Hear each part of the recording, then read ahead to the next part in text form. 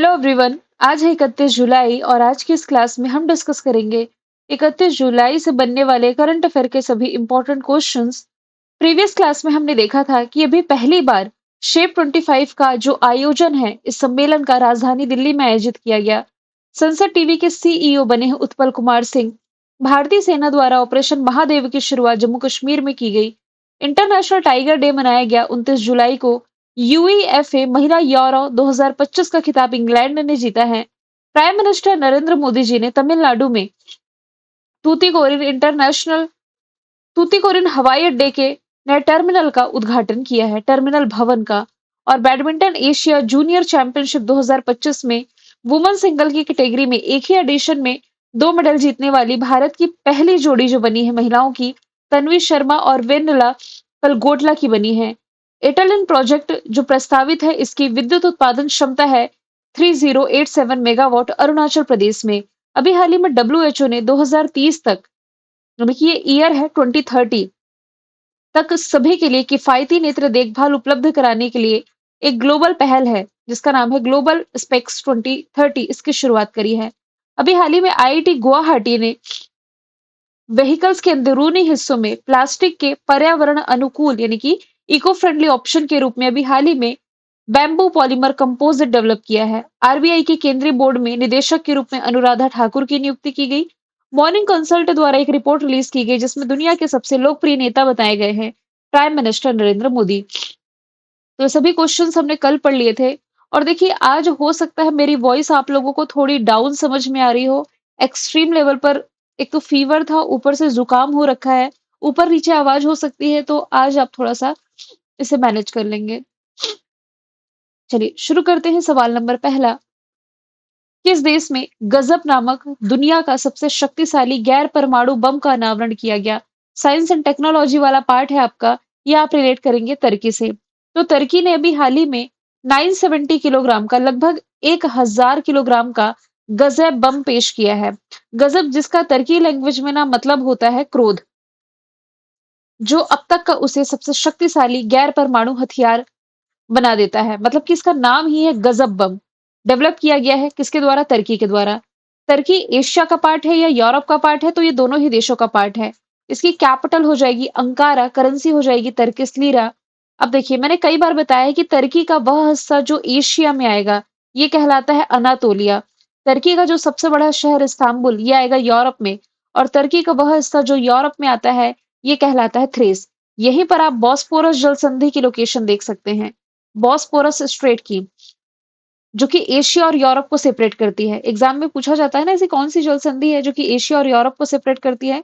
तो यहाँ से आपका एशिया अलग हो गया, ऊपर में फिर यूरोप। तो यहाँ से बॉस्फोरस जल संधि आप लोगों को रिलेट कर लेनी है। अच्छा, तुर्की और सीरिया कुछ समय पहले भूकंप से प्रभावित थे, तो इन क्षेत्रों में भारत ने हेल्प करने के लिए एक ऑपरेशन की शुरुआत करी थी जिसका नाम ऑपरेशन दोस्त है। वैसे ऑपरेशंस की बात की ही जा रही है, तो यदि आप रिलेट करेंगे ना तो यूक्रेन में भारत के द्वारा चलाए गए ऑपरेशन का नाम गंगा है। ईरान में भारत के द्वारा चलाए गए ऑपरेशन का नाम सिंधु है। कई दिनों से मैप की क्लास वैसे मैं आप लोगों को डिस्कस नहीं कर पाई हूँ, कभी ऐसे किसी कंट्री का डिस्कशन आ जाता है तो वैसे ही मैं आपको रिलेट करके बता देती हूँ। जैसे कि यहाँ पर आप कैस्पियन सी की लोकेशन देख पा रहे हैं, खारे पानी की लेक है कैस्पियन सी, है ना। और यहाँ पर क्या है? काला सागर, यानी कि ब्लैक सी। इन्हीं दोनों के बीच में मैंने आपको काकेसस कंट्री याद करने की ट्रिक बताई थी कि भाई कैस्पियन सी और ब्लैक सी के बीच में क्या लगी हुई है? आग लगी हुई है। यहाँ से A for Azerbaijan, A for Armenia और जी फॉर जॉर्जिया, यानी कि अजरबैजान, आर्मेनिया, जॉर्जिया, यही आपकी कहलाती है काकेसस कंट्रीज। ठीक है, काकेसस पर्वतमाला के कारण आप ये कह सकते हैं काकेशस कंट्री इसका नामकरण किया गया है। तो तुर्की के ये फैक्ट आप रिलेट कर सकते हैं। इसके अलावा इसका एक सोंगा ड्रोन था जो कि मैंने आप लोगों को करंट अफेयर में बताया था। ये इसलिए चर्चे में आया था क्योंकि तुर्की द्वारा विकसित इस सोंगा ड्रोन का जो इस्तेमाल है पाकिस्तान ने रिसेंटली भारत के खिलाफ किया था। तो एडिशनल तौर पर आप ये भी रिलेट कर सकते हैं। साइंस एंड टेक्नोलॉजी की बात की जा रही है तो यदि आप अदर ऑप्शन से रिलेट करेंगे तो अभी हाल ही में ईरान ने एक दूरसंचार और अनुसंधान उपग्रह कह सकते हैं जिसका नाम था नाहिद 2, ये लॉन्च किया था। अमेरिका के साथ आगे तो मैं निसार प्रोजेक्ट आपको रिलेट करके बताने वाली हूँ। भारत जो है इसने 2035 तक 2035 तक खुद का इंटरनेशनल स्पेस स्टेशन बनाने का टारगेट रखा है और 2040 तक इंसानों को चंद्रमा पर भेजने का लक्ष्य रखा है। चलते हैं सवाल नंबर दूसरे की तरफ। हाल ही में रेमोना परेरा ये लगातार 170 घंटे तक डांस करके वर्ल्ड रिकॉर्ड बनाई है। यहाँ पर टाइपिंग मिस्टेक है, यहाँ पर नृत्य होना चाहिए। नृत्य करके वर्ल्ड रिकॉर्ड बनाई है, वह किस शास्त्रीय नृत्य से संबंधित है? तो आंसर इसका हो जाएगा भरतनाट्यम। जिनका मैं नाम ले रही हूँ ये रेमोना परेरा है, कर्नाटक के मैंगलोर की छात्रा है। इन्होंने लगातार 170 घंटे तक भरतनाट्यम करके वर्ल्ड रिकॉर्ड बना लिया है। मैंगलोर के सेंट एलोसियस कॉलेज की बीए की अंतिम वर्ष की ये छात्रा है रेमोना। इनका नाम अब तक golden book of world record में दर्ज हो चुका है। प्रीवियस जो रिकॉर्ड था ना 170 घंटे तक कंटिन्यू डांस करने का, ये इन्होंने बीट कर दिया है। अब आप सोच रहे होंगे कि भाई 170 घंटे इन्होंने डांस किया है, मतलब कितना घंटे आप काउंट कर रहे हैं इसमें? लगभग 1 हफ्ते से भी ज़्यादा डांस किया क्या? इन्होंने ना मतलब 3-3 घंटे में 15 मिनट का ये ब्रेक लेती थी, ऐसा नहीं कि एकदम ही कंटिन्यू, लेकिन 170 घंटे तक डांस करके एक नया वर्ल्ड रिकॉर्ड इन्होंने क्रिएट कर दिया है। अब शास्त्रीय नृत्य की बात की जा रही है, तो भारत में कितने शास्त्रीय नृत्य आप पढ़ते हैं? अलग-अलग राज्यों में यदि आप देखें तो कुल 8 मान्यता प्राप्त शास्त्रीय नृत्य हैं। मेंशन किए हैं मैंने। तमिलनाडु से रिलेट करेंगे तो भरतनाट्यम, ये भरतनाट्यम का मैंने डिस्कशन किया, ये आप तमिलनाडु से रिलेट करेंगे। कथक रिलेट कर सकते हैं उत्तर प्रदेश से। केरल से 2 रिलेट करना है, एक तो कथकली है, दूसरा है मोहिनीअट्टम। फिर कुचिपुड़ी है आंध्र प्रदेश का, ओडिसी है ओडिशा का, मणिपुरी है मणिपुर का, सत्रिया हो जाएगा असम का। तो ये 8 शास्त्रीय नृत्य के टाइप्स हैं। सवाल तीसरा है, किस शहर में भारत का पहला हिंदी माध्यम एमबीबीएस कॉलेज बनाया जाएगा? देखिए, हिंदी माध्यम से एमबीबीएस कॉलेज यह बनाया जाएगा जबलपुर में, मध्य प्रदेश में। ऑप्शन ए इसका राइट आंसर है। मध्य प्रदेश के जबलपुर शहर में 2027 से 28 का जो एजुकेशनल सत्र होगा, इसके लिए भारत का पहला हिंदी मीडियम का एमबीबीएस कॉलेज जो कि शुरू होने जा रहा है। ये जो कॉलेज है, ये चिकित्सा क्षेत्र में भाषी संबंधी बाधाओं को, यानी कि जो लैंग्वेज बैरियर्स होते थे, इन्हें तोड़ते हुए हिंदी भाषी छात्रों को सशक्त बनाने की दिशा में एक ऐतिहासिक कदम उठाने जा रहा है। जबलपुर से यदि आप रिलेट करेंगे ना, तो एक भेड़ा घाट वाटरफॉल रिलेट कर सकते हैं। किस नदी पर यदि पूछा जाए तो ये नर्मदा नदी पर हो जाएगा। एक प्रसिद्ध बरगी डैम भी आपसे पूछा जाए तो ये आप जबलपुर से ही रिलेट कर सकते हैं। मुंबई की यदि बात की जाए तो मुंबई में ना अभी हाल ही में टेस्ला के द्वारा पहला एक्सपीरियंस सेंटर ओपन किया गया है। चेन्नई में देश का पहला डायबिटीज बायो बैंक स्थापित किया गया और भोपाल से यदि रिलेट करेंगे तो यहाँ पर है कमलापति रेलवे स्टेशन, जो कि देश का पहला वर्ल्ड क्लास रेलवे स्टेशन हो जाएगा। भारत के पहले की बात की जा रही है तो देश का पहला हाइड्रोजन चालित ट्रेन का सफल परीक्षण चेन्नई में किया गया। स्वच्छता सर्वेक्षण 2024 में टॉप पर इंदौर है, लगातार 8वें वर्ष। यूनेस्को के क्रिएटिव सिटी ऑफ गैस्ट्रोनॉमी में नॉमिनेटेड है लखनऊ। देश का पहला e waste eco park Delhi में, पहली जीन एडिटेड भेड़ कश्मीर में, पहला waste wildlife park Noida में, भारत की पहली trans media entertainment city Amaravati में, कुकरेल नाइट सफारी लखनऊ में, भारत का पहला vertical biofacial solar plant Delhi में, पहला वेटलैंड सिटी है उदयपुर इंदौर, पहला ट्रैफिक लाइट फ्री सिटी है कोटा, पहली जल परिवहन सेवा श्रीनगर में, भारत का पहला ग्रीन हाइड्रोजन फ्यूल सेल का उद्घाटन लेह लद्दाख में और भारत की पहली सोलर सिटी हो जाएगी सांची। ये भी आपकी मध्य प्रदेश में है। सवाल चौथा है, काजीरंगा टाइगर रिजर्व जो है ये किस राज्य में है, जिसे बाघ घनत्व के मामले में यानी कि टाइगर डेंसिटी के मामले में ग्लोबली यानी कि वैश्विक स्तर पर तीसरा स्थान दिया गया है? तो ये तो बेसिक स्टैटिक जीके का फैक्ट है। कई बार मैंने आपको बताया कि काजीरंगा जो है काजीरंगा राष्ट्रीय उद्यान आप कहाँ पढ़ते थे? असम में। तो असम का ये जो काजीरंगा है, ये टाइगर डेंसिटी के मामले में ग्लोबली आ गया है तीसरे स्थान पर। ये है तीसरे स्थान पर। तो पहले स्थान पर कौन है? पहले स्थान पर है कर्नाटक के बांदीपुर टाइगर रिजर्व और दूसरे स्थान पर है उत्तराखंड का जिम कॉर्बेट नेशनल पार्क। अब असम का काजीरंगा इसमें तीसरे स्थान पर है। काजीरंगा बेसिकली किसके लिए फेमस है? एक सींग वाले गेंडे के लिए फेमस है। अब इसके बारे में थोड़ी डिटेल मैंने ऐड करी है कि काजीरंगा टाइगर रिजर्व असम राज्य के गोलाघाट और नागांव जिले में स्थित है। 430 वर्ग किलोमीटर के क्षेत्र में फैला हुआ है। 1985 में यूनेस्को के वर्ल्ड हेरिटेज साइट में शामिल किया गया। बाघों के अलावा गेंडे, हाथी, जंगली भैंस और दलदली हिरण भी यहाँ पर पाए जाते हैं। 2006 में इसे टाइगर रिजर्व घोषित कर दिया गया था। असम की राजधानी दिशपुर मुख्यमंत्री हेमंता बिश्वा शर्मा यहाँ भी हाल ही में कामाख्या देवी टेम्पल में अंबुबाची फेस्टिवल मनाया गया। मानव हाथी संघर्ष कम करने के लिए गजमित्र योजना की शुरुआत की गई। असम के बक्सा जिले में गर्सनिया कुस्मे नाम के एक नई वृक्ष की प्रजाति की खोज की गई। ट्रांसजेंडर कम्युनिटी को ओबीसी का दर्जा दिया गया। और यहाँ भी वूला चाय चर्चे में थी, जिसने 20 वर्षों के लिए भारत की पहली बैगलेस चाय का पेटेंट हासिल किया है। चिरांग रिपू हाथी रिजर्व, इसे राज्य के 8वें नेशनल पार्क के रूप में अधिसूचित किया गया, जिसका नाम होगा सिखना ज्वालाओ नेशनल पार्क। कटी बिहू फेस्टिवल यहाँ मनाया गया। फ्लैट नेस्टा गैंगटिका, जो कि असम में गंगा नदी डॉल्फिन का ही मतलब वैज्ञानिक नाम कह सकते हैं, इसकी पहली बार सैटेलाइट टैगिंग की गई। यूनेस्को के विश्व विरासत सूची में मोइदम्स को शामिल किया गया। असम ने खुद का सैटेलाइट लॉन्च करने की घोषणा करी है। केंद्रीय मंत्री सर्बानंद सोनोवाल ने अंतर्देशीय जलमार्ग टर्मिनल का उद्घाटन असम में किया था, ब्रह्मपुत्र नदी पर। सवाल पांचवा है, किस दिन विश्व मानव तस्करी निरोधक दिवस मनाया जाता है? ये कल के दिन ही यानी कि 30 जुलाई को सेलिब्रेट किया गया है।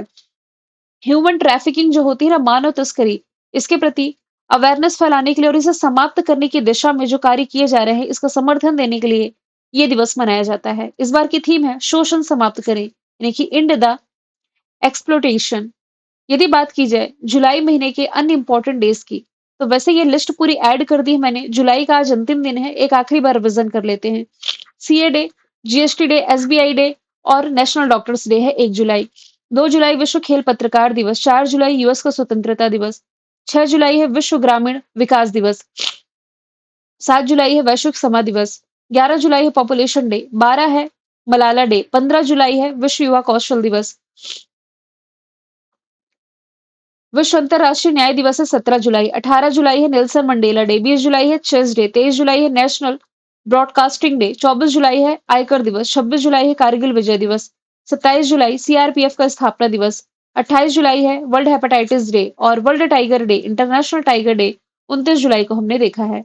सवाल छठवा है, किस राज्य के मुख्यमंत्री ने सबसे लंबे समय तक लगातार कार्यकाल पूरा किया है? तो आंसर इसका हो जाएगा उत्तर प्रदेश के मुख्यमंत्री योगी आदित्यनाथ ने।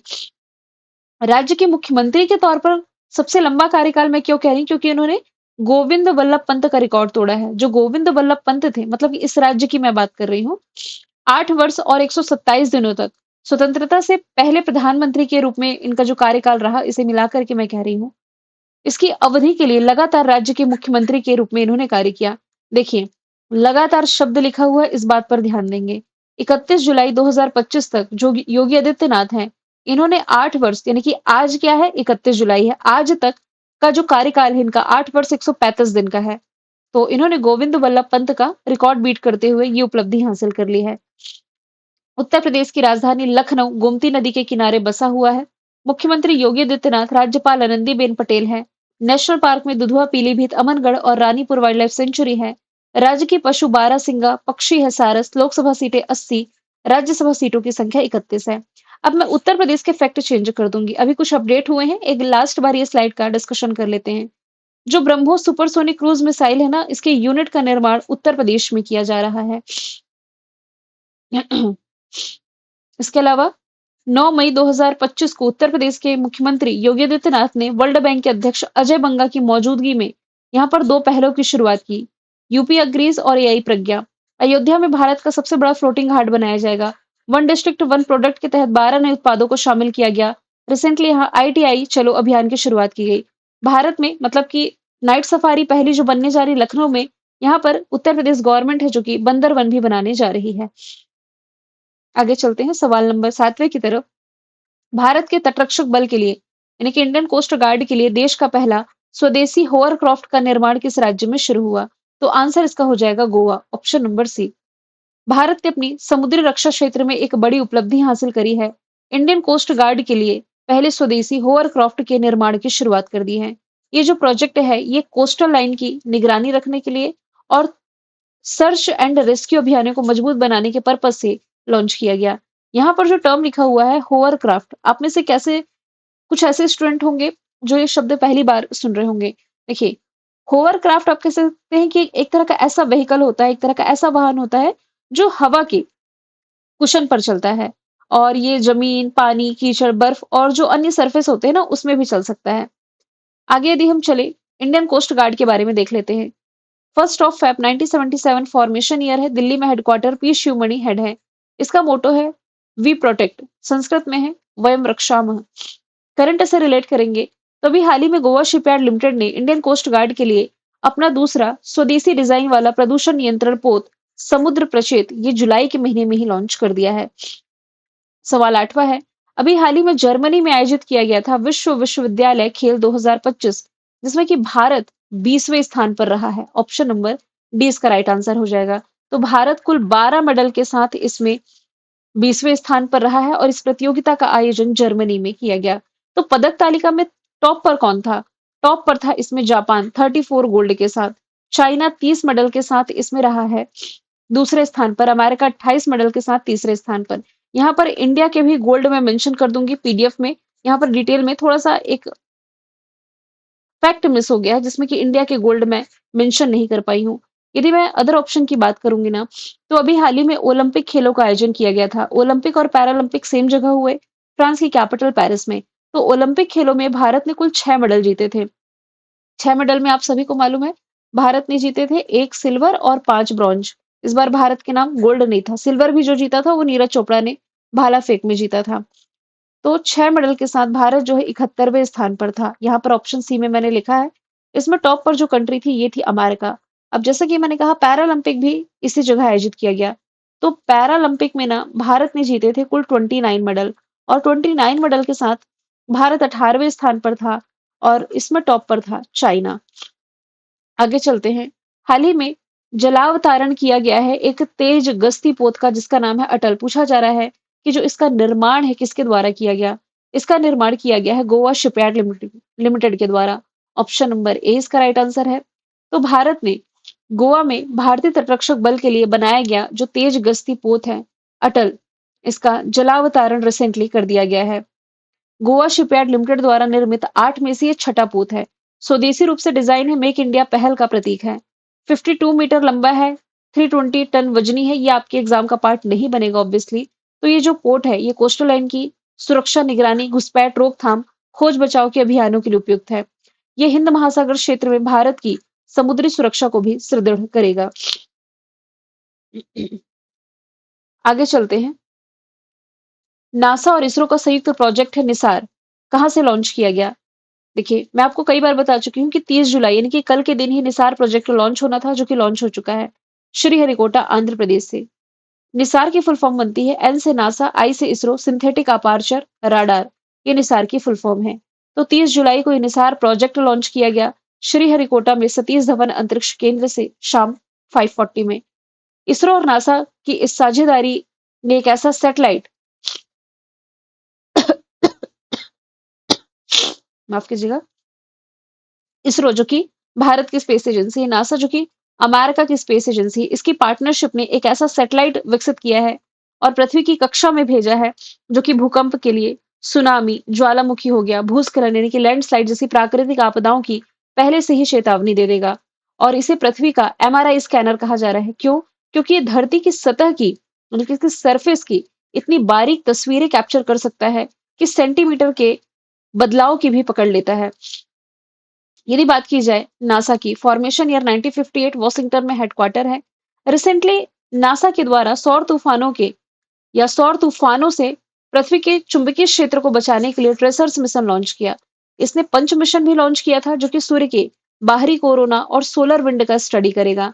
आंध्र प्रदेश की गोदावरी जिले के रहने वाली जो जानवी डोंगती है, इनका 2029 में नासा के अंतरिक्ष यात्रा के लिए चयन किया गया। प्रोफायर मिशन पृथ्वी के ध्रुवीय क्षेत्र के अध्ययन के लिए नासा के द्वारा लॉन्च किया गया मिशन है। भारत की स्पेस एजेंसी इसरो की बात की जाए, फॉर्मेशन ईयर 1969 बैंगलोर में हेडक्वार्टर वी नारायण अध्यक्ष है। इसरो ने इस साल जनवरी के महीने में सतीश धवन अंतरिक्ष केंद्र श्रीहरिकोटा आंध्र प्रदेश से अपना 100वां मिशन लॉन्च किया, लेकिन 101वां मिशन फेल हो गया। स्पेडेक्स मिशन का सफल परीक्षण इसने पीएसएलवी से 60 के माध्यम से किया और इसरो का पहला एनालॉग अंतरिक्ष मिशन लेह लद्दाख में लॉन्च किया गया। देखिए आज मुझे फीवर है थोड़ा और बैठने की हिम्मत नहीं थी, तभी भी मैंने सोचा कि क्लास मिस ना हो। क्लास मैंने प्रोवाइड करा दी है। इसमें यदि बाय चांस कुछ मिस्टेक हुई होगी ना तो मैं ये कमेंट बॉक्स में पिन कर दूंगी। और लास्ट का सवाल है आज का, प्राचीन लिपियों को डिजिटल में बनाने के लिए ज्ञान भारत मिशन किसने लॉन्च किया है? तो जो पुरानी पांडुलिपियां हैं इन्हें डिजिटल बनाने के लिए अभी हाल ही में प्राइम मिनिस्टर नरेंद्र मोदी जी के द्वारा ज्ञान भारत मिशन है जो कि लॉन्च कर दिया गया है। अभी 27 जुलाई को जो मन की बात का 124वां संस्करण था ना, इस दौरान भारत की प्राचीन पांडुलिपियों के डिजिटलीकरण और संरक्षण के उद्देश्य से एक महत्वाकांक्षी पहल ज्ञान भारतम मिशन की घोषणा है जो कि की गई थी। अच्छा, यदि आपको याद होगा तो तमिलनाडु गवर्नमेंट ने पांडुलिपियों को डिकोड करने वाले लोगों के लिए एक इनाम राशि की घोषणा की थी। इनाम राशि 1 लाख या 10 लाख समथिंग थी। इसका आंसर आप मुझे कमेंट बॉक्स में बताएंगे। Prime minister Narendra Modi prime minister पद के साथ ही नीति आयोग की अध्यक्षता कर रहे हैं। राजनाथ सिंह ये हमारे रक्षा मंत्री हो जाएंगे। विदेश मंत्रालय संभाल रहे हैं जयशंकर। सहकारिता मंत्रालय और गृह मंत्रालय ये संभाल रहे हैं अमित शाह। मैंने कल आपसे पूछा था हेनले पासपोर्ट इंडेक्स 2025 में भारत का स्थान, ये था 77। आज का सवाल है भारत सिंगापुर के बीच एक जॉइंट मिलिट्री एक्सरसाइज है बोल्ड कुरुक्षेत्र किस स्थान पर आयोजित किया गया? आंसर इसका जो भी आप कमेंट बॉक्स में बताइए। मिलेंगे नेक्स्ट वीडियो में। Thank you so much.